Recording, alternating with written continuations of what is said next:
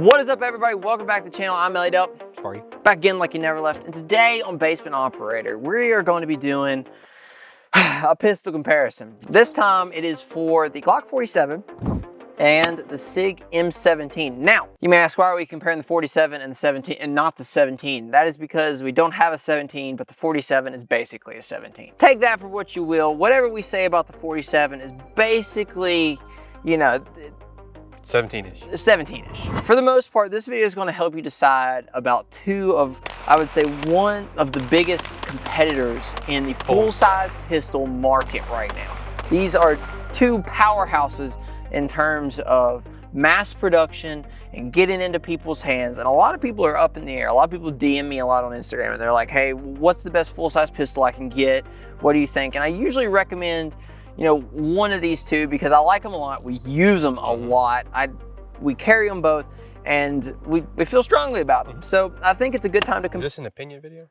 This is an opinion video. It's not even one of them. All right, go comment down below which one you like better, the Glock 47 or 17 versus maybe an M17. Or if you don't like either of them, you're like, you're a dumbass for not including blank. Put that, not that. These two powerhouse guns right here. We have the 47 and the 17. We're gonna go over a little bit of the differences, but before we do, there are some people we have to thank. Mainly the Basement Operator community, because you guys are awesome. You should go check out basementoperator.com. There you can find merch, bam. You can find builds, you can find stickers, you can find a link to Sparky's OnlyFans. I mean, basically everything can be found at Basement Operator.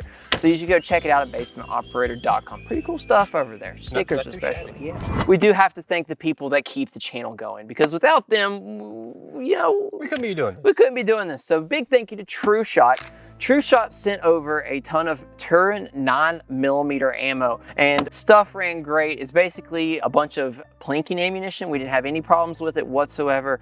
It was good shooting. It worked really well. We didn't have any cycling issues or anything. Both of these full-size pistols ate the Turin and they just kept going. So big thank you to TrueShot for sending over that ammunition. We were real big fans of it.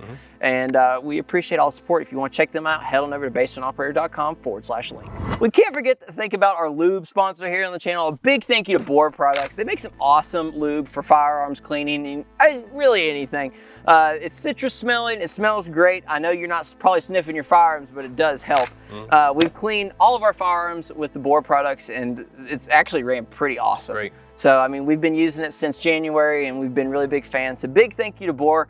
If you want to check them out, head on over to basementoperator.com/links, or their link is in the description. So big thank you to them, and we appreciate all the support you guys give the channel. So this would not be a pistol video if we did not talk about Stopbox. Stopbox is a big supporter here on the channel, and Stopbox essentially is a mechanical pistol storage system which allows you to store your pistol without, you know, needing batteries or, you know, other electronics that can actually go bad over time. So you can't get into the Stopbox unless you know the code. But when you know the code, it's an easy open and you can access your firearm quickly. It's really safe. They're super hard to get into. So big thank you to Stopbox for supporting the channel. If you want to check them out, head on over to basementoperator.com/links, pick up a Stopbox and tell them we sent you. Okay, so let's dive right into this, Sparky, because this is a pretty good video. We're going to kick it off and we're going to talk a little bit about what you get for the price point. Because they're similar. They're similar. The price points are very similar. So this M17 MSRP's at about $650. You can pretty much find it basically anywhere. We picked this one up from PSA.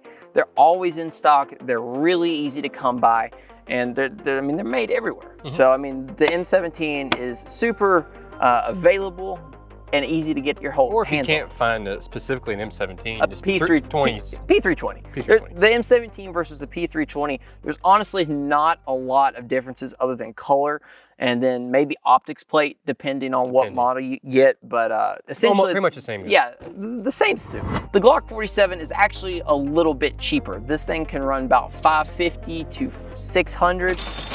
All Glock 47s are MOS. They all come with optics cut.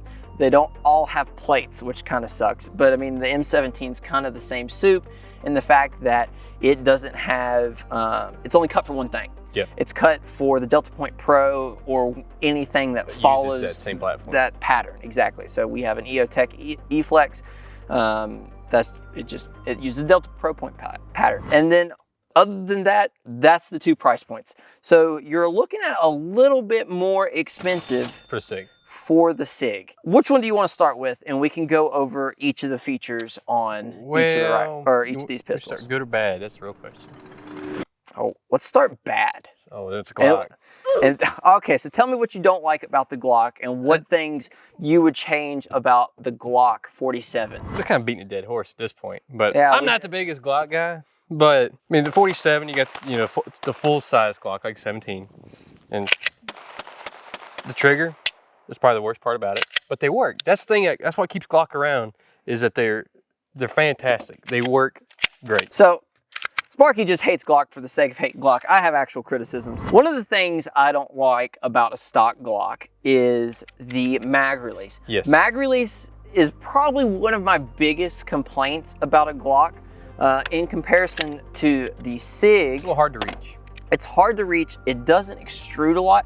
Obviously, all these things that we talk about are going to be things you can upgrade out, but a lot of people don't want to do that. They just want something out of the box ready. Yeah, out of the box, ready to go. So one of my biggest gripes is the mag release, whereas compared to the M17, it's a much bigger button. Much bigger button, and it sticks out further to where you can actually hit it and you can feel it, whereas the Glock one blends in to the frame.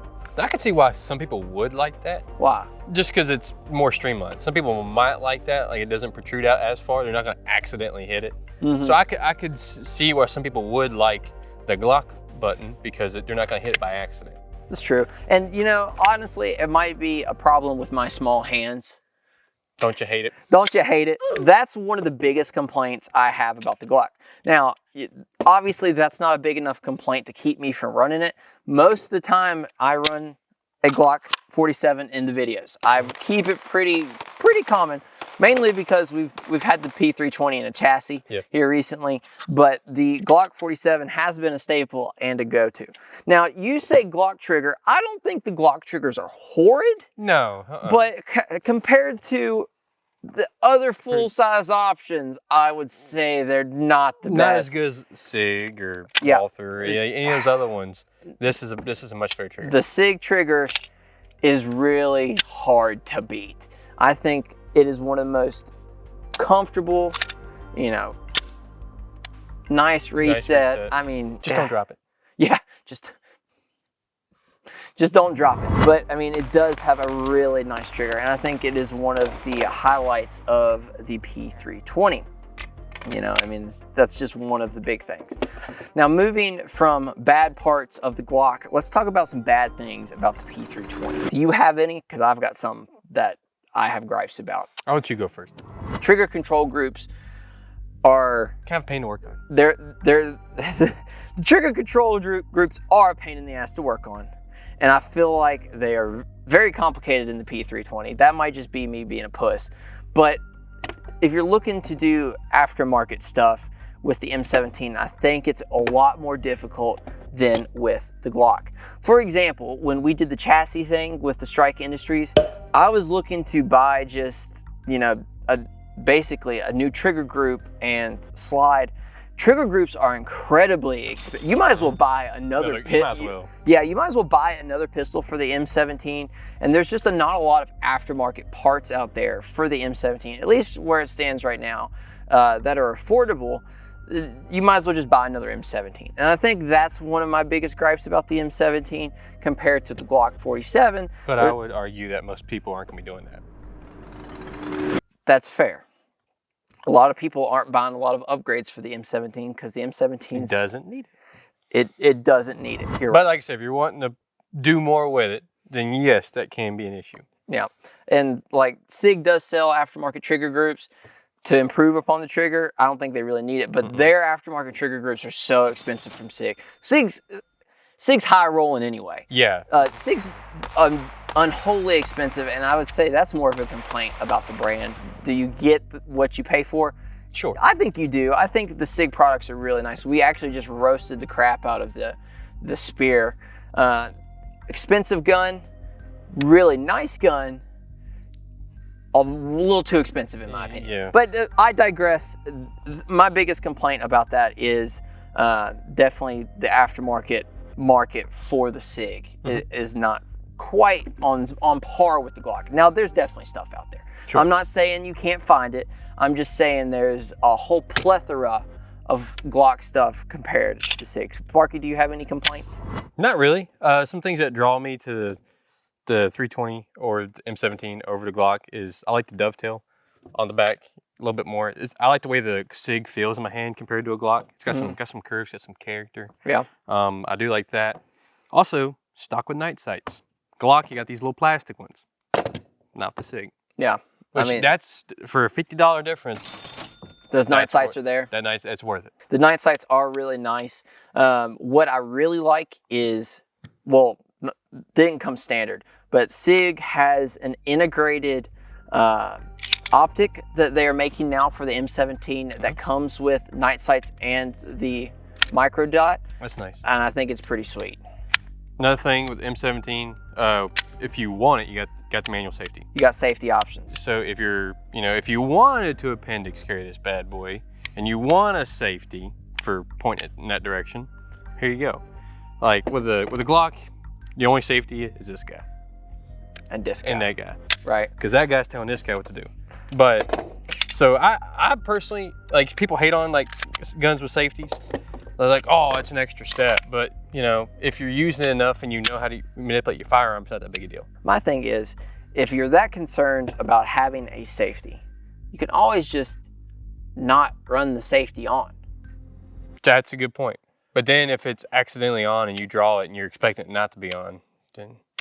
But True. then when you grab the firearm, you should be able to feel it. Yeah. And know, like I said, that just goes down to how well you know your gun. Practicing with the firearm. Yeah. Like if you're drawing. How competent. Oh, I have the Glock holster in there. Whatever. If you're drawing and the first thing you should be feeling the safety. Knowing where it's at. Where it's at. And then you should be ready to go. That should be like instinctual at that point. If you're running a firearm that does have a safety, you should be practicing with it enough that when you're drawing, you're knowing. Yeah, you should. Yeah, so if you run it, but like some people might not care about it. That is a good selling point for the Sig.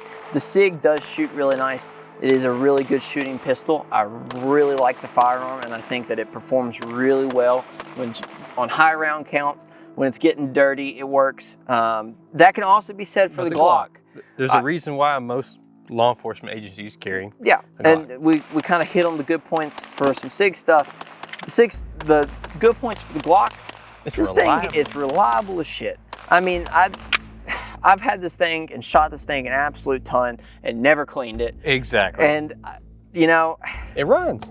It runs. It'll eat whatever ammunition you put in it. I know. Aftermarket parts are everywhere. I say I never clean it. Few and far between. I have cleaned it more. Sparky's cleaned it. I am awful at it, but it eats really well. And I will say this about the Glock. I like the grip angle. It points good. It does point good. I think it's a good shooting pistol. I think it feels good to shoot. That's not to say the Sig doesn't, but I think that I do really enjoy shooting the Glock 47 a lot. And almost, I would say that I like shooting the Glock 47 better than I like the Sig. Really? Yes. Even with the trigger?